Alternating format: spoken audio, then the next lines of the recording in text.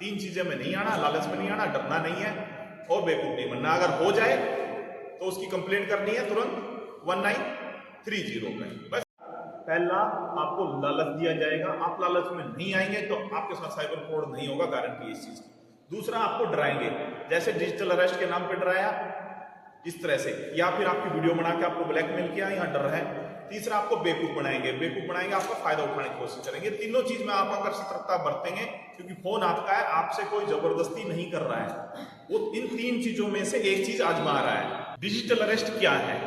Digital arrest cyber अपराधियों द्वारा किया गया अपराध है, जिसके अंदर फेक पुलिसकर्मी बनकर, ये ध्यान से सुनना, फेक पुलिसकर्मी बनकर आपको बेवकूफ बनाया जाता है, आप पर दबाव बनाया जाता है। कैसे बनाया जाता है? एक वीडियो कॉल पे कॉल आती है जिसमें सामने एक फेक पुलिस अफसर खड़ा होता है जो दावा करता है कि मैं एक पुलिसकर्मी हूँ, पर एक्चुअल में वो फेक पुलिसकर्मी होता है। और वो आपको कहता है कि आपने, आज के टाइम में हम पार्सल वगैरह ऑर्डर करते रहते हैं, ऑनलाइन चीजें ऑर्डर करते रहते हैं, तो वो ऑर्डर जब हम करते हैं उस चीज का वो बेनिफिट उठाता है और वो हमें कॉल करके कहता है जो आपने ऑर्डर पार्सल मंगाया था या भेजा था उसके अंदर ड्रग्स है।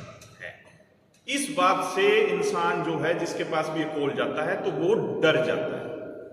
इसी से वो फायदा उठाते हैं, इसी चीज का फायदा उठा के वो आपको टॉर्चर करते हैं कि हम आपको अरेस्ट कर रहे हैं, डिजिटल अरेस्ट, जो कि पूरे भारत देश में ऐसा कोई नियम कानून नहीं है कि डिजिटल अरेस्ट किया जाता हो, ये स्पष्ट है, आप इस चीज को ध्यान से सुन लें। डिजिटल अरेस्ट नहीं किया जाता, हमारे देश में डिजिटल अरेस्ट नहीं किया जाता है।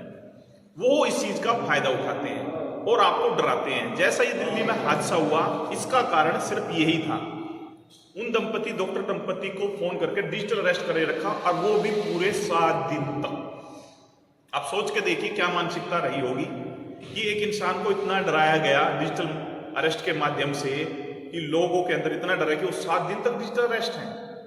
आपने जरा सी भी नहीं सोचा कि हमने जो पार्सल ऑर्डर किया है नहीं किया है, पर वो क्या है, इस तरह से डराते हैं। तो ऐसे माहौल में आपको फर्स्ट आपका काम है, आपको डरना नहीं है। दूसरा, पैनिक नहीं करना है। और जैसे ही इस तरह की कोई कॉल आती है, आपको वो साइबर फ्रॉड हो गया, या आपको क्लियर बता रहा हूं, पुलिस कभी भी डिजिटल अरेस्ट नहीं करती है। ये बात मैं बार बार इसलिए पॉइंट आउट कर रहा हूं कि आपको ध्यान रहे, डिजिटल अरेस्ट नहीं करती पुलिस। अब डिजिटल अरेस्ट करती नहीं है तो वो क्या करते हैं, उसके एवज में, आप उसको छोड़ने के एवज में डिमांड करते हैं पैसे। यहां से शुरू होता है साइबर फ्रॉड, शुरू तो हो चुका है। अब वो आपको फाइनेंशियली नुकसान पहुंचाएगा, आपको ब्लैकमेल करेगा, आपको परेशान करेगा। तो इससे बचना है तो पैनिक नहीं करना, डरना नहीं है। वो कॉल काटने के लिए मना करते हैं, आपको बांध लेते हैं, आपको कॉल काटने के लिए मना करते हैं, आप उनकी कॉल काटिए या साइड में रखिए और तुरंत इसकी जानकारी साइबर सेल को दीजिए। अगर आपने फोन काट भी दिया तो भी आप बच जाएंगे, पर उसके बाद साइबर सेल को इसकी इतला देनी बहुत जरूरी है। और आपको किसी थाने में नहीं जाना है, आपने पहले कॉल करनी है साइबर सेल में, और साइबर सेल का टोल फ्री नंबर है 1930।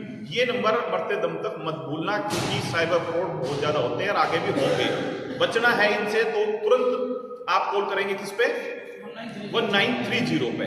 अगर आपने इस नंबर पे कॉल कर दिया तो आपके साथ साइबर फ्रॉड जो हुआ है वो वहीं रुक जाएगा, नहीं तो वो चलता रहेगा। तो बचने के लिए आप तुरंत 1930 पे कॉल कीजिए, आपकी कंप्लेंट रजिस्टर्ड हो जाएगी। उसके बाद जो साइबर सेल को जरूरत पड़ेगी आपसे डॉक्यूमेंट्स ले लेंगे, बाकी काम साइबर सेल का है।